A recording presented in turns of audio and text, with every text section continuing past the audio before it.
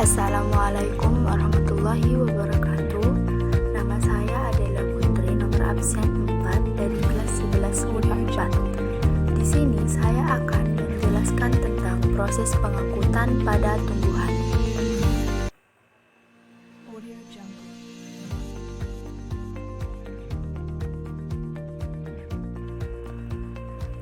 Pengangkutan pada tumbuhan. Pengangkutan pada tumbuhan adalah pengambilan zat-zat ke seluruh bagian tubuh tumbuhan.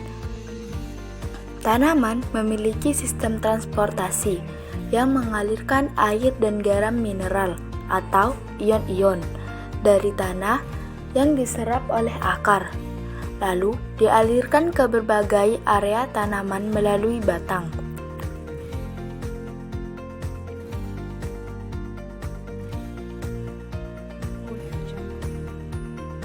Pada dasarnya,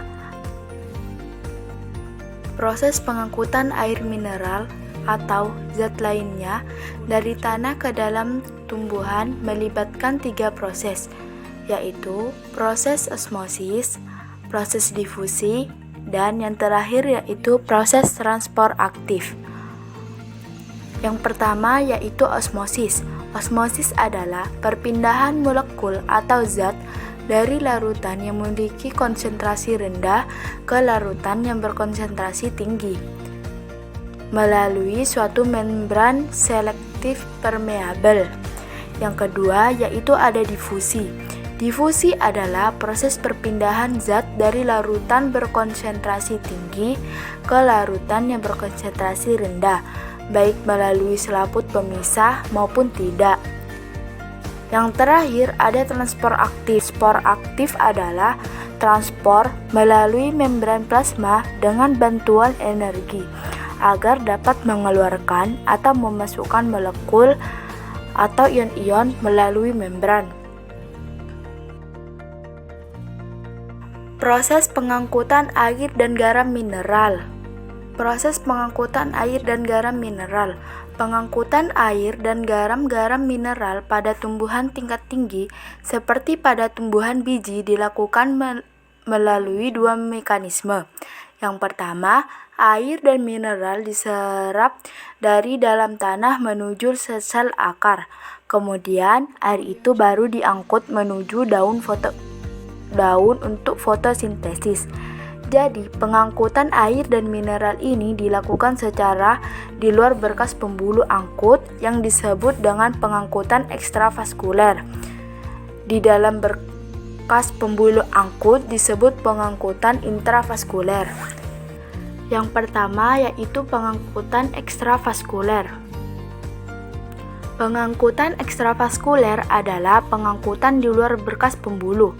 Pengangkutan ini bergerak dari permukaan akar menuju ke bagian-bagian yang letaknya lebih dalam dan menuju ke berkas pembuluh. Pengangkutan ekstravaskuler, pengangkutan ini berjalan dari sel ke sel dan biasanya dengan arah horizontal, di mana dimulai dari epidermis rambut akar, kemudian masuk ke lapisan korteks, lalu endodermis, dan sampai pada berkas pembuluh angkut. Cara transportasi dalam pengangkutan air dan mineral secara ekstravaskuler ada 2 macam, yaitu asoplas dan simplas. Yang pertama yaitu apoplas. Transportasi apoplas adalah menyusupnya air tanah secara difusi, bebas atau transport pasif, melalui semua bagian tidak hidup dari tumbuhan. Apoplas ini melalui dinding sel. Yang kedua yaitu simplas.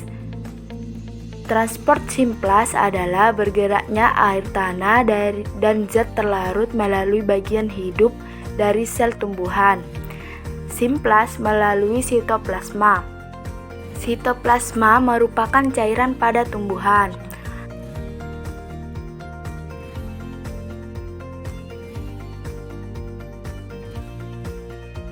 Yang kedua ada pengangkutan intravaskuler. Istilah intravaskuler berasal dari kata intra yang artinya yaitu dalam dan vaskuler yang artinya pembuluh.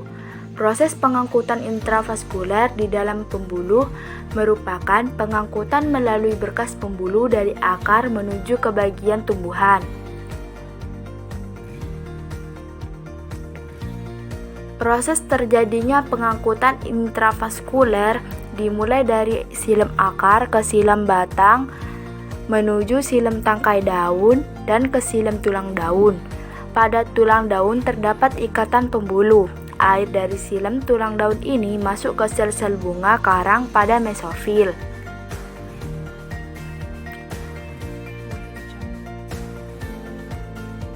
Tiga teori mengenai pengangkutan air dan garam mineral. Yang pertama yaitu teori vital, yang berbunyi perjalanan air dari akar dapat terlaksanakan karena adanya sel-sel hidup. Yang kedua yaitu ada teori Dickson-Joly, yang berbunyi naiknya air ke atas karena tarikan dari atas, dan air selalu bergerak ke daerah kering. Yang ketiga yaitu ada teori tekanan air, yang berbunyi air dan mineral naik ke atas karena adanya tekanan akar yang terjadi akibat perbedaan konsentrasi air.